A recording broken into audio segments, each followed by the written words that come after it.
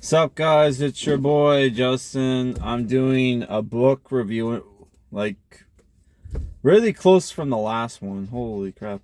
It's only been a week, but I don't know if I'm gonna upload this right away. But anyway, I've been playing Rogue Trader, which is a CRPG style, you know, RPG by Owlcat Games. I say CRPG, but that's because that's the name of the genre, the isometric RPG, like kind of like Baldur's Gate, Planescape Torment, that stuff like that.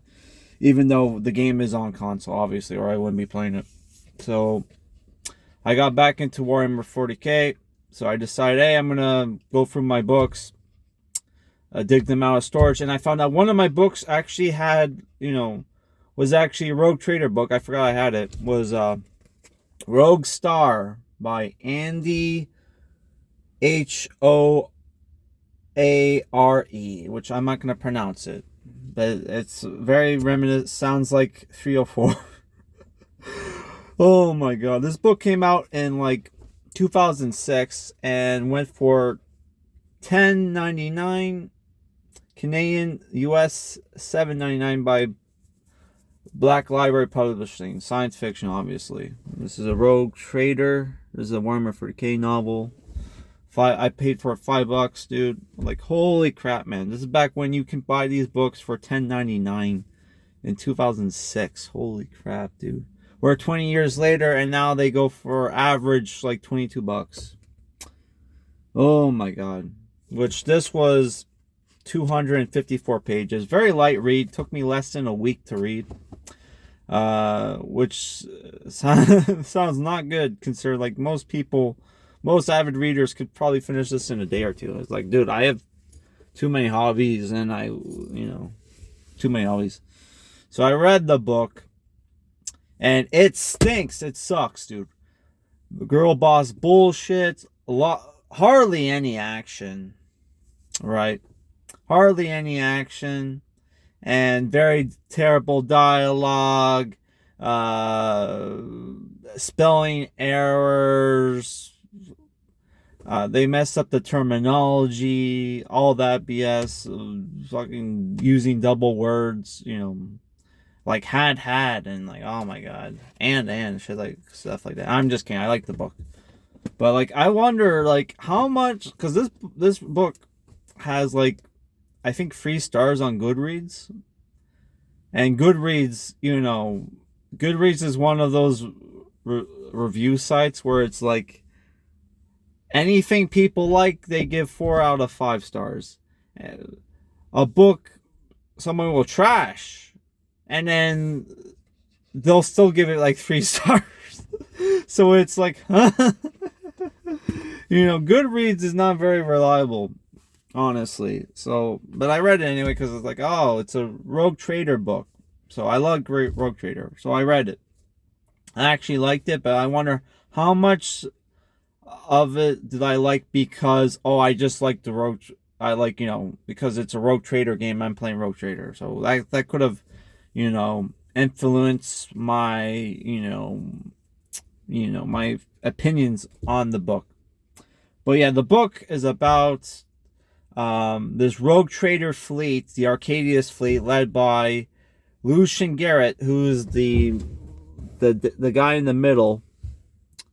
Almost looks like a space marine for how bulky he is, and the proportions on the characters on the book, dude, on the cover is like, holy crap, dude. It's insane. Like, especially look how small the son's head is compared to how massive his arms, dude. He almost looked like Vincent Castle, kind of. But yeah, the book is about this rogue trader family called the Arcadius, who are um their family fleet only has 3 ships, 1 heavy cruiser, 2 light cruisers. The dad's ship is called the Oceanid, the son's ship the Rosetta, and the sister's ship the Fairlight. And they're on their last legs. They're the family fortune is dwindling. They're their dynasty, their family dynasty is on their last legs or whatever, right? Is waning. So they're on a so they decide to take on a request from this imperial commander who runs a planet on the far fringes of the Imperial Man to take on this sketchy deal, right? Where they're supposed to transport goods, which are supposed to be archaeotech, which in the far dark grim future, human's technology has been digressing. That's what I think that's the word. There's like a digression, right? Where it's like, oh yeah, they don't know how to make all the best tech that humanity used to have, like gravity tech, cold fusion, nuclear power, all that stuff. They kind of cold fusion reactors. They kind of don't know how to make that stuff anymore. So any of that shit they can find is rare, right? So they take this deal from this Imperial commander, who is this fat slob who literally has his harem with him all the fucking time, and the planet is very decadent. There's hardly an army, dude. They waste their best technology on street lights. Their street lights are they use anti-grav technology for street lights, dude. When anti-gravity technology is rare as fuck, dude. They save that shit for their spaceships and their server skulls for some fucking reason. Oh my god. Only to find that, hey, the archaeotech is actually not ancient humanity technology. It's actually Xenos weapons. And there's also this, thing going on where it's oh crap, our benefactors are colluding with Xenos. You have the rivalry going on between the younger son and his bitch half sister, who's a treacherous fucking 304, who literally she's constantly undermining her father, almost kills her brother in the book, spoiler alert, and may or may not have conspired to betray humanity, the Imperium. Because you have this, most of the book, there's this, alien presence in the book, and you're not exactly sure which faction it is, or if they made it up, right? I don't know, because sometimes they'll make up alien races for these books that aren't in the miniature, board game or whatever, tabletop game. Yeah, I got pause. Whatever, I'm gonna keep going. And what was I saying? Oh yeah, so turns out it was the Tau, which in 2006 the Tau would have been a relatively new faction, right? So I don't want to go into too many spoilers, but the sister was probably the worst character, dude. And oh my god, dude, I hated her so much. The brother is too rigid, and he makes a really stupid decision near the end of the book. Because there's this you have these two human factions and an alien faction, and it's kind of both human factions are conspiring with the alien faction, but then the brother just oh yeah, let's join in with the aliens, dude. And the Lucian straight up says the only thing he's afraid of is the Ordo Xenos, which is the fucking Inquisition. For people who don't know, the Imperium Man, which are basically space Nazis, their doctrine is suffer not the heretic the mutants, and the Xeno aliens, dude. Even though rogue traders can technically deal with alien tech, they're supposed to, like, dude, you're not supposed to betray, you're not supposed to collude or work with aliens, dude. And like, dude, like the fucking guy, the Tau are um, going around to different human worlds, and basically convincing him to leave the Empire to join the Tau Empire for the greater good. Which, if you know anything about the Tau, you know they're basically space communists. So it's like you have people like the humans are like, oh, space fascists or space communists? Which side should I join? Okay, I'm going to join the space communists, even though they're fucking aliens. Oh my god, dude, that was so retarded. So and there's this, the book ends with epic space fleet battle. Right. I don't know if I would say epic, but it was pretty good. So I'll just go into my likes and dislikes. I like the main character, even though I think most of the screen time, if you can call it screen time or whatever, goes to Brielle, who I fucking hate this character, dude. Not only is she a girl boss, but she like constantly she's like, oh, I know better. And even though her father, like, chose her brother to be, the heir to the fucking dynasty, she's still like, oh no, I know better. And I think I should be, the heir, and like constantly undermines and piss off her father, dude. Who's very lax with her, dude. Oh my god. And like the brother does come off as kind of weak compared to his sister, but like I think, I don't know, his ship almost blew up and got crippled and was able to save himself. So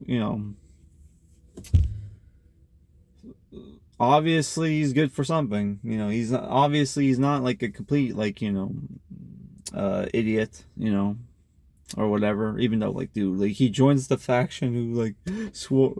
Oh my god, he wanted to join the. Oh my god, that was so fucking dumb. So the book has the dark humor that's all these books have.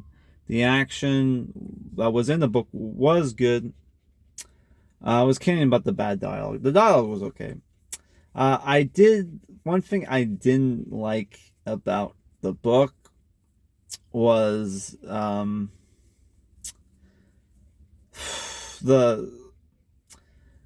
like I said, like the pacing was very slow. Not slow, but it was like, oh my, like there was not a lot of action.